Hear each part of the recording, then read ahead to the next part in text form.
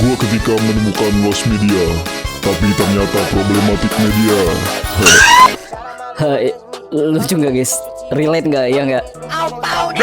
Today marks 1 week since 2 teenagers shot and killed 3 men at the Islamic Center of San Diego. Security guard Amin Abdullah, Nadir Awad, and Mansour Kaziha died protecting people inside the mosque, including 140 children. The community searching for healing, while authorities search for answers. We've learned Gilo. Pasti kalian udah pada tahu juga kan? Gue agak kelewatan dikit, gue tahu. Sebuah penembakan terjadi di salah satu masjid di San Diego, Florida, negara Amerika. Negara yang terkenal dengan budaya asli di sono, senjata api. Oke lah, singkat aja. Jadi saat gue sedang melakukan kebiasaan ngeliat timeline di Facebook, internet, dan lain-lain, tiba-tiba gue nemuin sebuah referensi media dari series yang gue sukain dulu. Wow, itu kan My dari Ongen Zelik. Bro, what the hell? My, lu ngapain di tangan teroris? To the Japanese government. Thank you for making Mei Mei as a character on the Ongenzelik series. Maaf. Maksud gue anak kecil dengan masa kecil yang suram ya. Bukan teroris dia nih, beda dia. Kid. Yeah. What was going? I will put money on it that there's some mental illness going on over there. I don't really think that these 2 kids, just regular American kids. Tapi itu buat pembahasan lain waktu aja lah. Gue juga masih kurang paham ya kalau pengen bahas gituan. Yang jadi pertanyaan di sini, kenapa sebuah series animasi indie bisa masuk ke kalangan ekstremis? Kan lu pernah ngebayangin gak kayak ada pengaboman rumah ibadah, terus di gambar rompi terorisnya ada Upin Ipin, jir. Nah, dari itu gue melakukan sebuah research yang cukup dalam ya dari series ini. Apalagi Ongen Zelik ini kartun SMP gue, cok. Damn. Ongen Zelik atau disingkat Zelik ini adalah karya animasi indie Belanda dari sebuah kreator yang bernama Masa Studio, atau kita singkat aja Masa. Masa ini merilis video seri Zelik pada awal sekitaran tahun 2019-an yang dibuat berdasar satu pilot yang memiliki 6 part. Ceritanya menceritakan sebuah kompleksi antara 2 saudari tiri dan Maya yang merupakan anak sulung yang memiliki social anxiety. Premisnya keren gitu, soalnya jokesnya masuk, MC-nya juga cewek, konflik yang dibahas ceritanya juga masalah sosial.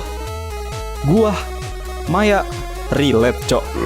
Dan damn, Zelik ini bukan hanya mengenalkan gua dengan bahasa Belanda, tapi karena gua ngerti bahasa Inggris, gue jadi tahu kalau bahasa Belanda itu cuman mix dari bahasa Inggris, Jerman, dan Indo. Indo punya efeknya karena dijajah ya sebenarnya gara-gara Belanda.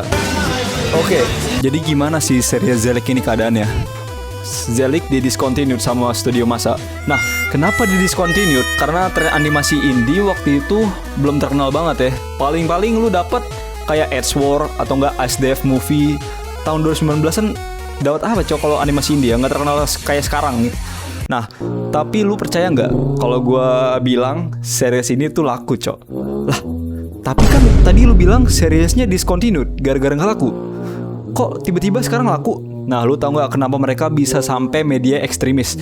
Jadi ini laku di tahun 2019, tapi bukan ke goyim-goyim yang pakai internet buat nge-slop doang yang ngeliat tren terbaru gitu, kayak lu pada. Jadi yang dapat audiensnya itu orang-orang yang emang die hard buat main internet, khususnya Eropa, Amerika, atau yang bisa bahasa Inggris dah. Nah, jadi lu pada tau lah ya kalau internet itu luas. Nah, di pojok-pojok internet ini ada sebuah tempat yang namanya forum internet. Ya, forum, sebuah website, komunitas gitu.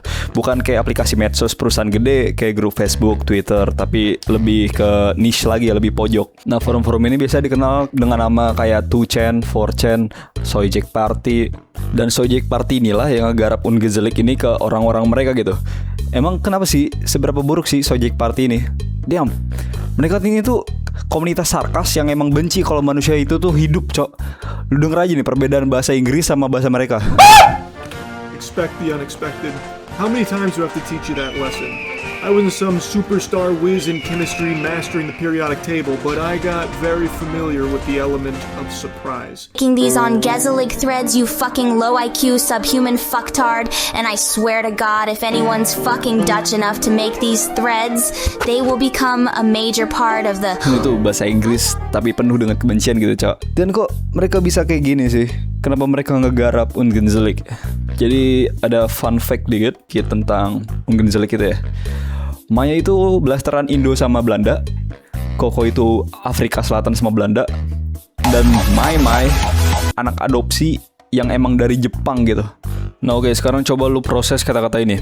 Seorang anak perempuan yang dari Jepang diadopsi ke negara Eropa, dan dia ini memiliki sifat anak puber yang baru mempelajari media-media sejarah kayak kolonialisme, editan Perang Dunia II, atau pengetahuan mentah ya lah tentang empire kulit putih, di mana kulit putih selalu di atas seluruh sejarah dan menang, dan mereka itu ras superior daripada ras-ras lainnya.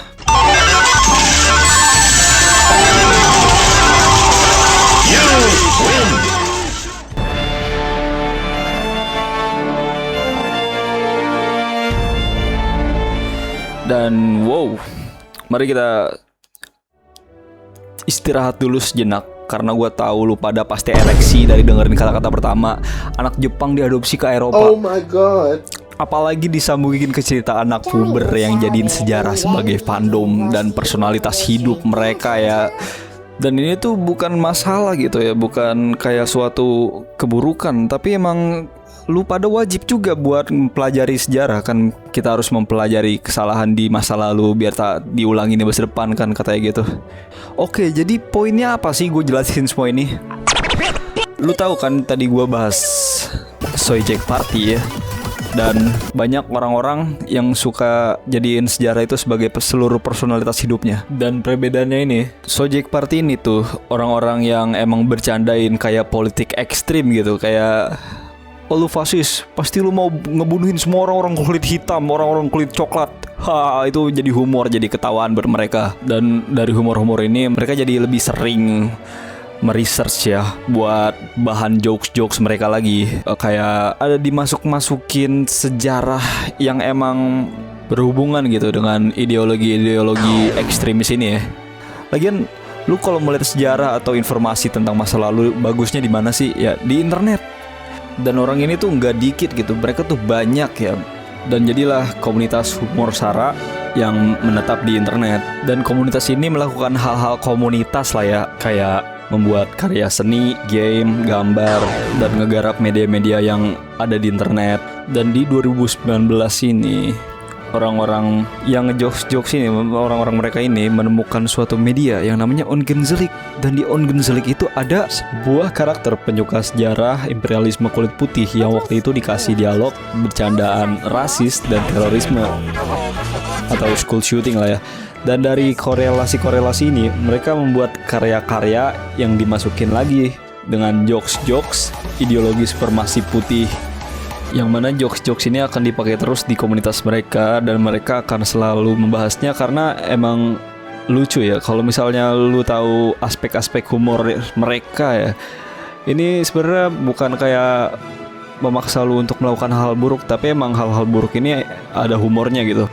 Dan oke, jadi sedikit reka ulang ya, kenapa Ungenzelig ini bisa diadaptasi ke komunitas Soyjek Party ya. Tapi sebenarnya gue agak ada salah dikit, karena gue habis baca dari sejarah yang dikasih oleh Soyjek Party ini. Gue kasih ntar linknya di deskripsi, dan ya kalian juga kalau pengen tahu lebih detailnya kalian juga bisa baca di sini. Jadi pada awalnya mereka ini diadaptasi dari 4chan ya, dan dibahasnya ini di tempat-tempat yang ngebahas komik dan anime. Dan dari fans-fansnya mereka ini, mereka pindah ke tempat yang namanya QA atau ya sebut aja Soyjek Party ini ya. Dan dari situ fans-fansnya melakukan kegiatan menyebarkan media mereka. Ya, tapi dengan ditutupi pengetahuan esoterik supremasi kulit putih biar gak direndahin sama teman-teman mereka di internet ya.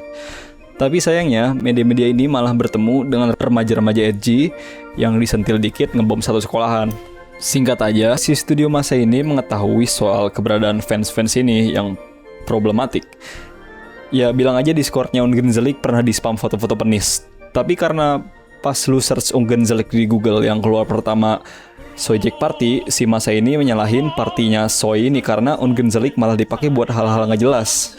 Oh ya, dan bilang aja masa juga rasis, dia super nasionalis Belanda yang pengen kartunnya cuma ditonton sama orang-orang Belanda juga gitu. Dari kombinasi-kombinasi alasan kenapa series ini nggak dilanjutin lagi, tebak apa yang akan dilakukan sama orang-orang yang ngehabisin setengah hidup mereka depan monitor? Ya, mereka ngegali semua informasi, bilang aja ngedoxing ya studio masa ini sama orang-orang yang ngebantuin dia ngebuat series ini. Dan bagaimana sih keadaan studio masa sekarang? Dia bilang aja udah biarkan saja ya sama apa yang terjadi antara dia sama fandom series ini. Dia sendiri ngelanjutin bikin konten animasi sejarah Belanda karena dia emang penyuka sejarah gitu. Makanya dari awal dia juga udah masukin jokes-jokes sejarah di series Ungenzelig ini. Seharusnya Ungenzelig ini udah nggak ada dong, kan seriesnya udah nggak dilanjutin. Tapi yang masih bikin kartun atau anime ini bilangnya ya, masih hidup sampai sekarang ya karena cultural downstream atau bahasa Indonesianya hilirisasi budaya internet yang masih dilanjutin sama orang-orang edgy yang ngejokes tentang pembunuhan, genosida, dan pembenaran hal-hal ini karena superioritas ras gitu atau fasisme ya. Jadi dari masih berlanjutnya kehidupan komunitas-komunitas ini yang masih membagikan luas media-media kartun yang dimasuki sejarah-sejarah ekstrem ini, siapa sih orang-orang yang bakal nganggep ini serius? Ya siapa lagi kalau bukan anak-anak atau remaja zaman sekarang yang natepin layar 8 jam per hari dan masih labil karena mereka remaja dan masih belum bisa mengontrol logika mereka dari konten-konten yang penuh warna ini yang membuat mereka jadi mendirikan pendirian orang lain gitu. Tapi di sini siapa sih yang disalahin? Apakah remaja karena mereka ya emang masih di masa remaja dan labil, atau komunitas Soy ini karena bercanda mereka membuat pengetahuan kebencian yang berujung ke ekstremisasi ideologi? Ya menurut gua nggak keduanya sih, karena remaja mau bagaimanapun ya emang remaja, masih mencari jati diri ya bilang aja. Dan komunitas ini yang mereka bahas juga emang nyata gitu, bukan dibuat-buat karena pengen ngeradikalisasi remaja, malah mereka juga pakai pengetahuan ini buat bercandaan doang yang malah dianggap serius sama remaja-remaja ini. Tapi mau bagaimanapun itu, lu pasti akan ketemu orang-orang yang kayak gini. Kayak misalnya ada bapak-bapak yang ngebahas kenapa Ahok itu gak berhak jadi presiden karena dia keturunan Tionghoa. Ya pasti lu bakal ketemu gitu orang-orang kayak gini. Dan disinilah peran nyentuh rumput dan ngobrol sama orang di dunia nyata itu penting daripada lu ngobrol sama orang-orang di internet. Penting karena dari situ menurut gua lu bisa mempelajari pola pikir lu akan dunia ini, meski mungkin lu akan dihajar ya dikit-dikit karena beberapa orang nggak bisa diajak ngobrol soal hal-hal kayak gini. Dan di sini pertanyaan gua untuk kalian adalah bagaimana sih agar kita bisa memiliki pola pikir yang tidak merugikan diri sendiri dan orang lain? Oke, segitu aja dari gua. Dan ya, karena kalian udah nonton sampai akhir, gua mau ucap terima kasih dan mengajak kalian untuk like video ini kalau kalian suka. Dan kalau kalian ada rasa ketidakpuasan atau kebingungan, kalian bisa komen dan mengkoreksi gue di bawah. Gue akan usahakan untuk membahas semampu dan sepengetahuan gue. Bye.